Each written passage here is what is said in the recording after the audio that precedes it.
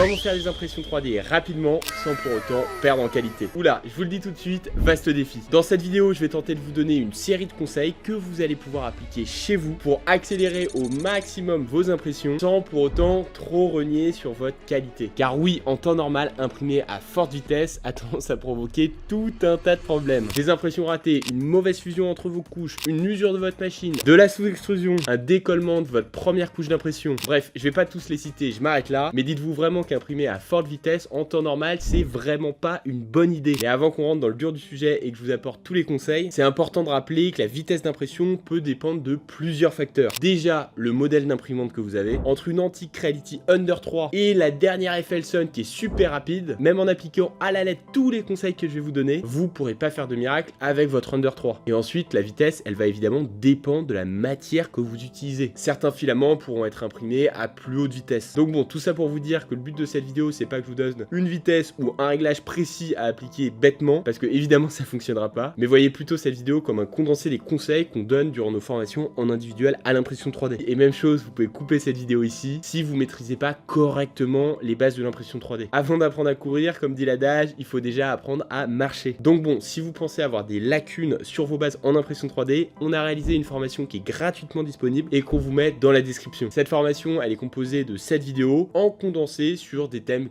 clés de l'impression 3D et de la modélisation 3D. Et évidemment, si vous souhaitez aller plus loin, vous pouvez toujours vous inscrire à nos formations en individuel. Allez, c'est parti! La hauteur de couche, c'est sûrement un des paramètres les plus efficaces pour pouvoir gagner du temps. Ça va tout simplement vous permettre d'imprimer moins de couches et inversement, vous l'avez compris, des couches plus fines demandent donc plus de couches pour créer votre objet et va évidemment vous prendre plus de temps. Mais attention néanmoins, des hauteurs de couches trop importantes vont commencer à impacter la qualité de votre pièce. Comme d'habitude en impression 3D, tout n'est qu'une question d'équilibre. Pour travailler ces différents réglages, vous allez juste là sur Orca Slicer. Bon, le deuxième conseil, lui, il est plutôt évident. Pour imprimer plus rapidement, vous allez pouvoir travailler sur votre remplissage. Et selon la pièce que vous avez, le remplissage, ça peut être le gros de votre impression. Donc, faut vraiment pas hésiter à jouer sur ce paramètre. Une impression qui n'a pas besoin de résistance particulière, 15% de remplissage fera très bien l'affaire. Et évidemment, pour travailler ce paramètre, vous allez juste ici. En 3, le choix du motif de remplissage. Et oui, le pourcentage de remplissage ne fait pas tout. Certains motifs de remplissage peuvent s'imprimer plus ou moins rapidement. Et là, les motifs les plus rapides, ça va être les motifs en ligne droite. Par contre, à l'inverse, si votre buse, elle doit en permanence changer de direction, comme par exemple avec un remplissage hexagonal, votre temps d'impression sera plus long. Et le remplissage le plus rapide dans cette catégorie, ça sera le remplissage Lightning. Mais avant de vous jeter sur ce dernier, dites-vous que ce type de remplissage a quand même tendance à réduire les propriétés mécaniques de votre création. Donc je vous le déconseille si vous cherchez à faire une pièce bien solide. En impression 3D, quand on a une coque, on a évidemment une paroi extérieure, c'est celle qu'on va voir, et un certain nombre de parois intérieures, généralement entre 2 et 3. Et pour gagner du temps, ce que vous pouvez faire, c'est tout simplement réduire le nombre de parois intérieures nécessaires, en les passant de pourquoi pas de 3 à 1. Et là, ça peut faire une grosse différence, étant donné que vous évitez à votre buse de faire 2 passages supplémentaires. Sans grande surprise évidemment, réduire le nombre de parois sur votre coque fragilise votre création, mais au moins n'a pas d'impact sur la qualité visuelle de cette dernière. Et vous pouvez faire la même chose sur les couches supérieures et inférieures de votre création, en réduisant là aussi le nombre de parois. Pour jouer sur ces différents facteurs, ça se passe juste là dans votre slicer, mais vraiment gardez en tête que tout ça reste un jeu d'équilibriste et que vous allez vraiment affaiblir les propriétés mécaniques de votre création. Bon, j'espère que jusque là je vous ai pas encore perdu. Il me reste encore 7 conseils à vous donner et si vous appréciez notre travail et que cette vidéo vous apprend des choses, n'hésitez pas à commenter, liker, vous abonner. Ça nous encourage beaucoup à continuer et ça permet de nous aider énormément pour le référencement. En plus, on sort toutes les semaines une vidéo pour vous apprendre à mieux maîtriser l'impression 3D. Bon bah là encore j'étonne personne, vous imaginez bien que si vous augmentez votre vitesse d'impression, vos impressions sont normalement plus rapides. Je pense que je viens de vous donner le conseil du mois. J'adore rire. Non, plus sérieusement, si vous augmentez votre vitesse d'impression de manière trop importante, vous risquez surtout d'avoir un gros impact visuel sur votre création. Donc ce que je vous recommande, c'est évidemment augmenter au global légèrement la vitesse, mais surtout augmenter en priorité certaines zones de votre impression. Et là, vous me voyez venir, c'est toujours les mêmes qui trinquent. On peut augmenter en prio la vitesse du remplissage des coques internes ou encore des supports. Cette technique, encore une fois, elle a pour objectif de garder une paroi extérieure la plus belle possible tout en essayant de grappiller du temps à gauche à droite. Par contre, l'endroit où ça sera le plus important de garder des vitesses d'impression faibles, c'est vraiment sur vos premières couches d'impression. Ça vous permet ainsi de vous assurer que votre pièce va bien adhérer à votre plateau. En plus, c'est généralement pas très intéressant de faire des économies sur les premières couches d'impression, étant donné qu'en proportion sur l'ensemble de votre impression, c'est généralement pas grand chose. Donc vous risquez plutôt de foirer votre impression, tout ça pour gagner 2 minutes. Donc pour trouver la vitesse optimale de votre imprimante, moi ce que je vous conseille, c'est vraiment d'imprimer des pièces de test. Vous en avez des tas qui sont déjà intégrés à Orca Slicer, vous pouvez les trouver juste là dans le slicer.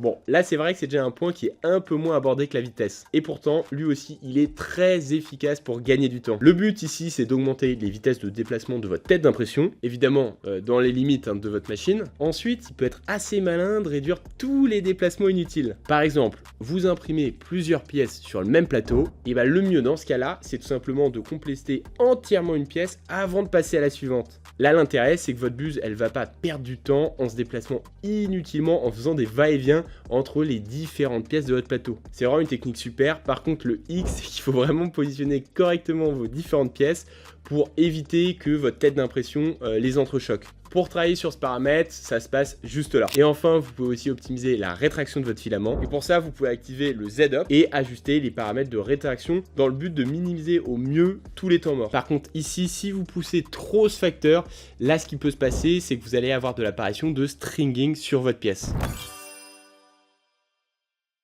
Bon, en impression 3D, malheureusement, les supports, on les aime pas beaucoup. Tout simplement parce qu'ils nécessitent de la matière, du temps d'impression, et 10 minutes après que votre impression soit terminée, ils sont déjà à la poubelle. Le but ici, ça va être donc d'optimiser ces derniers. Tout d'abord, c'est important de positionner de manière intelligente vos différents supports. Ça sert à rien de mettre des supports là où vous en avez pas besoin. Là, vous pouvez le positionner comme ceci manuellement, ou bien utiliser les réglages automatiques et ajuster les angles de porte-à-faux.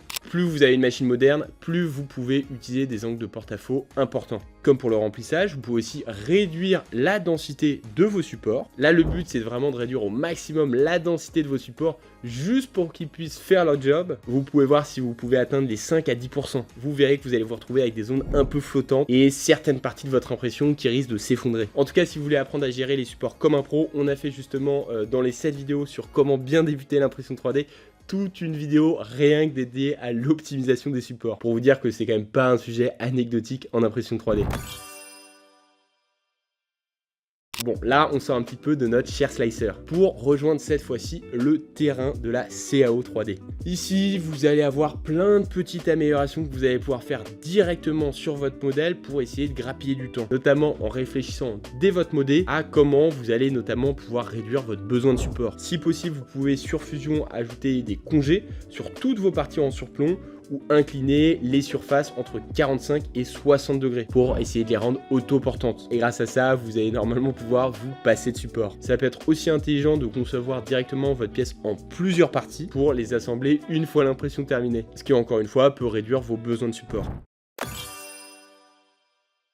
Bon, je l'ai rapidement évoqué en début de vidéo, mais la matière que vous allez utiliser va avoir un énorme impact. Il existe d'ailleurs des filaments qu'on appelle haute vitesse qui sont justement pensés pour être plus fluides à température équivalente par rapport à un filament standard. Grâce à ça, le dépôt de filament il est facilité et ça permet une meilleure adhérence entre les différentes couches. Après, sans pour autant investir dans des variantes haute vitesse de vos matériaux, des matériaux classiques n'auront pas entre eux les mêmes vitesses. Une pièce imprimée en PLA pour aller bien plus rapidement qu'une pièce imprimée en TPU et une pièce en TPU pour aller bien plus rapidement qu'une pièce en nylon. Et en général, la règle elle est assez simple, plus vous imprimez des matériaux techniques et compliqués, plus il faut imprimer lentement.